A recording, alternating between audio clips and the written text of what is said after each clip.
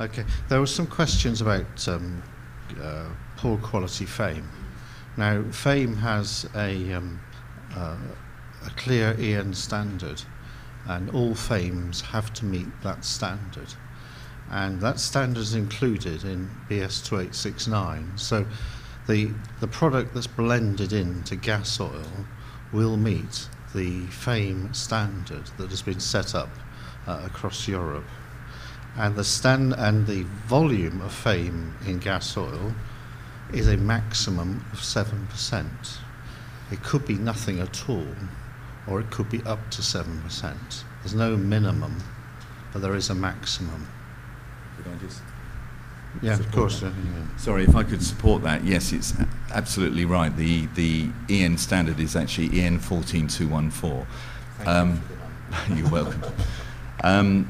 Yeah, the perception that they'll be up to 7%, because now biodiesel is being blended with road fuel. Biodiesel now is used as a trading commodity, and now is affected by market prices. And because of that, most of the majors will probably add the minimum, because bear in mind that they're replacing their own product with a product that they have to buy.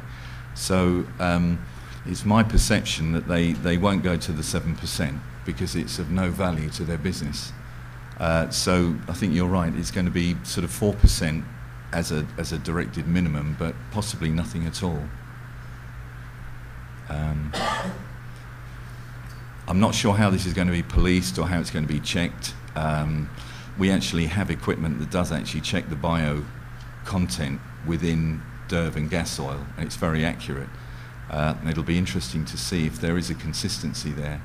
But I suspect there'll be certain batches that have very little bio in it at all. Oh, very encouraging. Any questions from the floor? Yeah, I'm Colin Stanton from White Link Ferries on the south coast. It's more, you brought up that I take it the biodiesel part of the fuel only will hold the water hydroscopically. That's true. And so does that mean that purification and clarification is not going to work to remove that water? Well, what I can't answer is with the 4% or 7% blend, how much water will be retained hydroscopically within the fuel. As we all know, water will readily separate from standard distillates, but the concern is that how much of that water is held in suspension, which finds its way through the filters and causes problems within the engine. I mean, it's not for me to answer that technically, but I suspect that at 4%, it won't be too much of an issue. But I think that the addition of 4 to 7% bio will promote bacterial growth. I know you in the marine industry actually experienced that anyway. I think it will increase the bacterial growth. Yeah. And the other part of it was, is there any detriment to the fuel because it's something new through centrifugal separation, whatever, will it separate anything out in the fuel otherwise? Well, in our experience, or don't we know yet? Is that the answer really? In our experience, biodiesel within higher blends left over time will separate, and you will get the fats separate from the fuel on the floor of the tank. But to be fair, that's in blends of 20 and 30%. So at such a small percentage, yes. We in the fuel and generator industry, that's another concern, that this gas oil left in generator tanks for some of the major banks in London that we supply will have fuel sitting there for 8 to 12 months. And with a bio element in it, it's a real concern that you're going to have bacterial growth and various contamination. The banks suddenly need to start the generators and find that their filters are clogged almost immediately from this product. So that's really why I think fuel monitoring is quite important, just to make sure that your tanks are clear. And I know that there are companies here that will help with that. Okay, thanks very much. Sandy Mitchell from CC Jensen.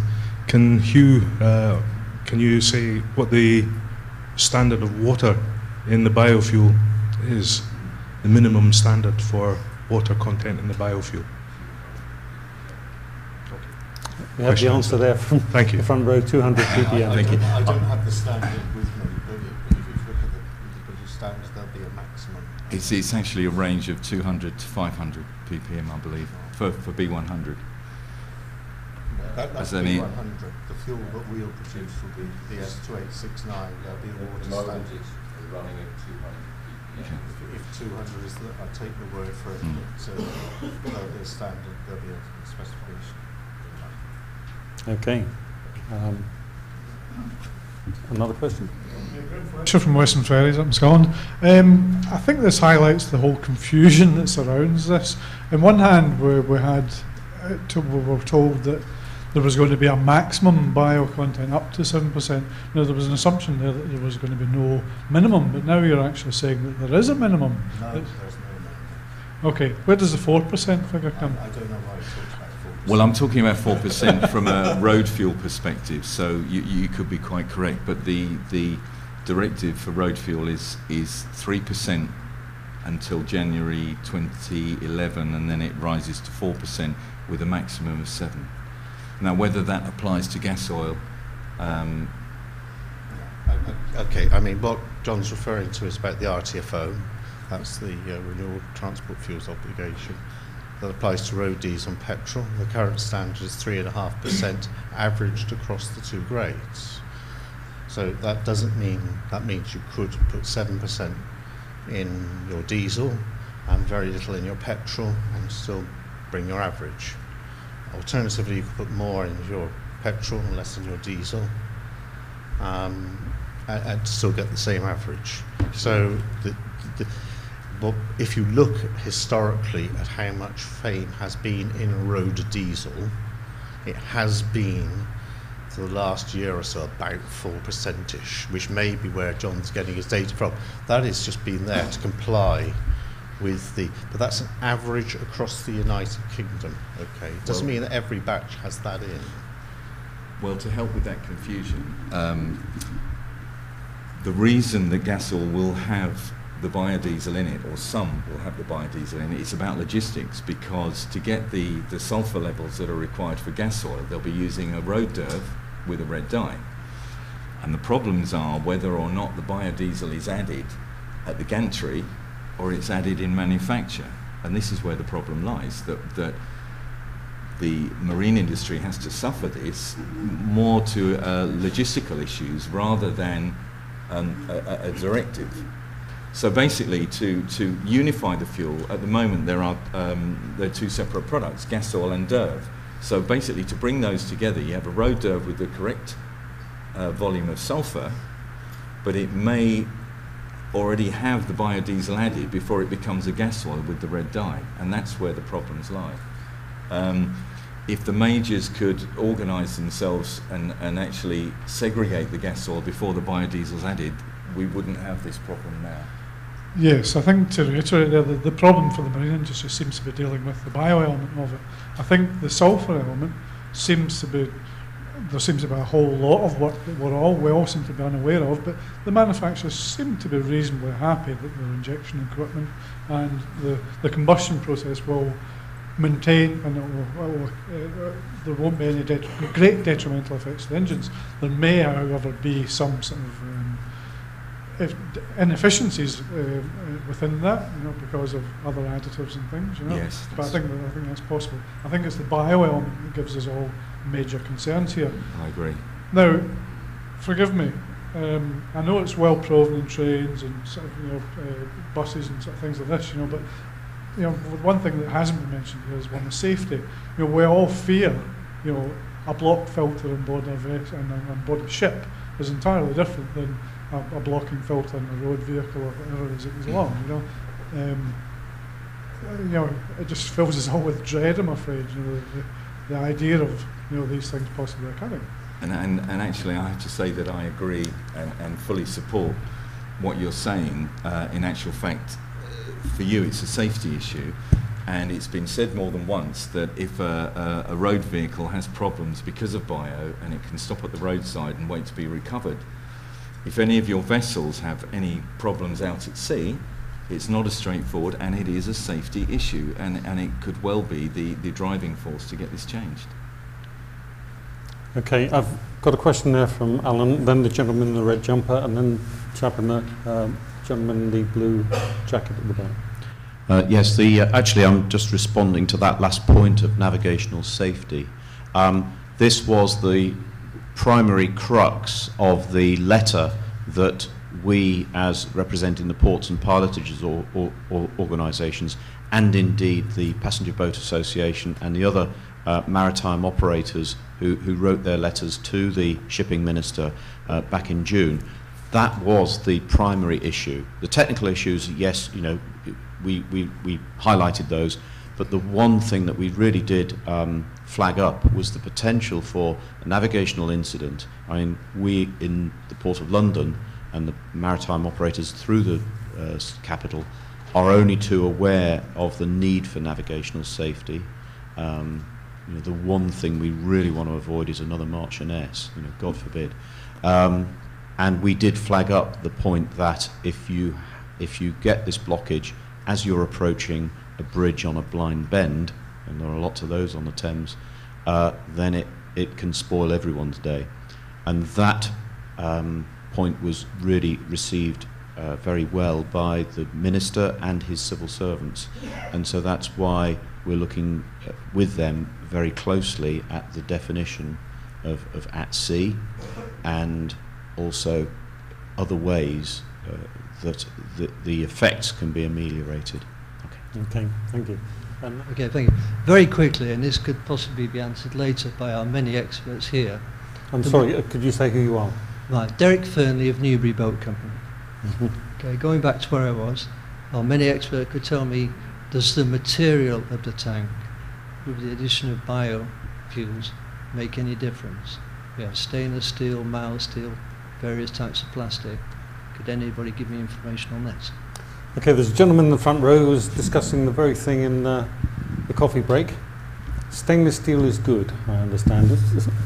Mr. Nathan, who you've been to before. Okay, tank material, in fact, does play a great role, but you know, let's be aware that the biofuel elements that we're using are low. Okay, so they don't have that great an effect. Stainless steel you can use with even you know, high ethanolic content without any problems whatsoever. With biodiesels, it's perfectly all right. Plastics are not such a good bet. They will deteriorate in time. They'll polymerize and just fall to pieces. But it won't happen overnight, and it wouldn't happen if you just immediately put biodiesel into a plastic tank.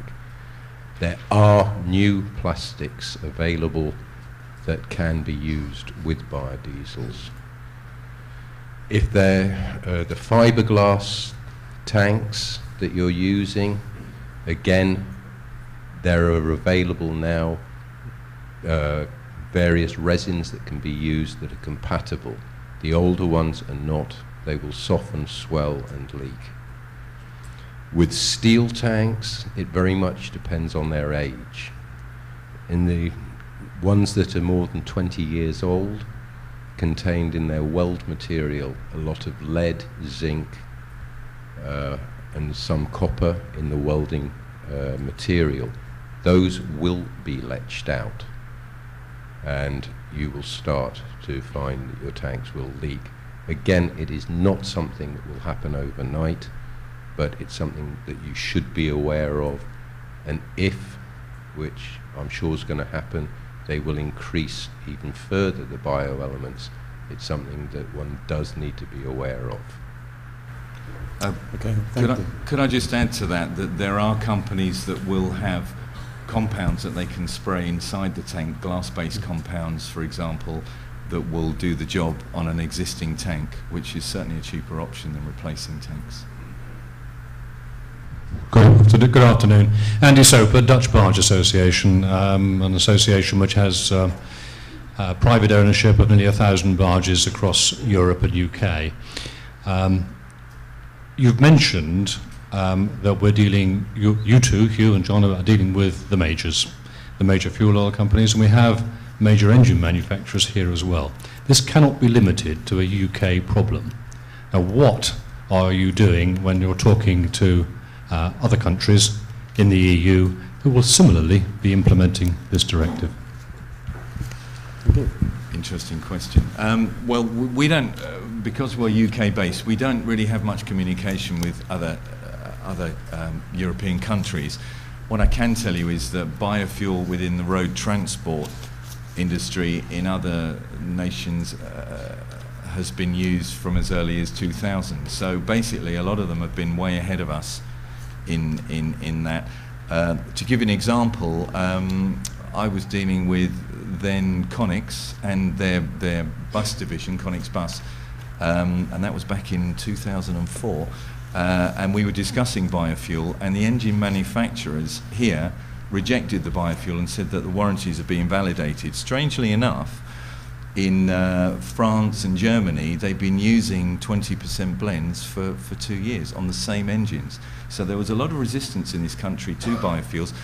I can't answer the question, but what I can say is they've probably got more intel on all of this than we have. So it's certainly worth trying to source some information from them. What I don't know is whether they are receiving gas oil with a bio element. That's something I don't know. Just to go back to what we were discussing about receiving gas oil without a biodiesel element, this really is a logistical issue as well with the majors, that they could do something about this, in as much as they could gear their production facilities to actually add the biodiesel at the gantry so that you can select whether it be gas oil or road derv. But I'm assuming that there are costs involved, and maybe that's one of the reasons that they're not doing it. Okay, thank you. Yeah, could I just pick up on some of that? The question of road vehicles, they are European standards. They are not UK standards. They are so the gasoline standard in the UK is based on a European EN 228. It allows up to 5% ethanol. It's the same across Europe. The same applies with diesel. The maximum FAME or biodiesel in FAME in EN 590, which is the diesel standard, is 7%. It's the same across Europe. Those are the current standards which apply.